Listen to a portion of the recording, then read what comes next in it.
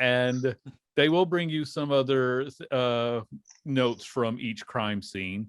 There was first one where the Joe Jingleheimer had written out "Beware Ski Bop," and apparently there has been some similar noises connected to some of the other murders. Obviously being covered up much by the screams. There was a neighbor who had said that they had heard some odd noises right before the screaming and the snapping.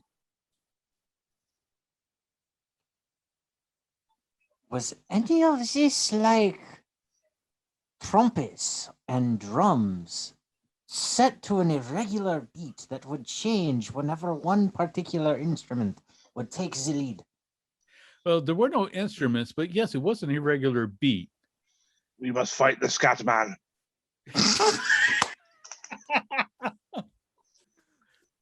Well, like I said, there was the reports of the irregular, almost musical sounds that preceded the horrible snapping and screaming. Huh?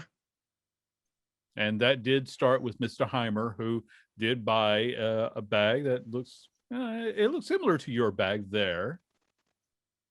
That was the bags that we found close by the body, which would make it the best bet that was John Jingle's bag, if what you are talking about is true.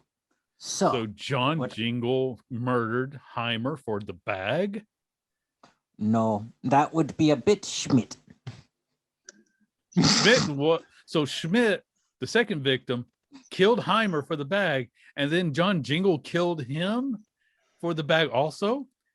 This must be a cursed bag. It's inducing some kind of murderous greed among people.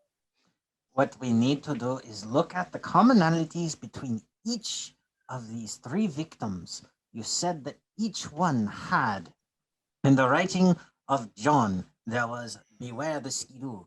In the murder of the other, there was the odd musical sounding sounds. I do believe that the only way that we can solve this crime is by having a dance-off in the main festival area. This is where you see Fangor start locking and popping.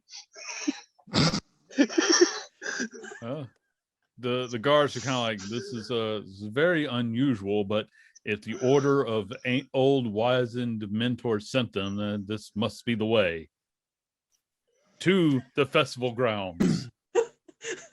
Yes, this is the way. Gather everyone together. And don't forget, there's always room for hammer time. For my stage name is MC Big Hammer.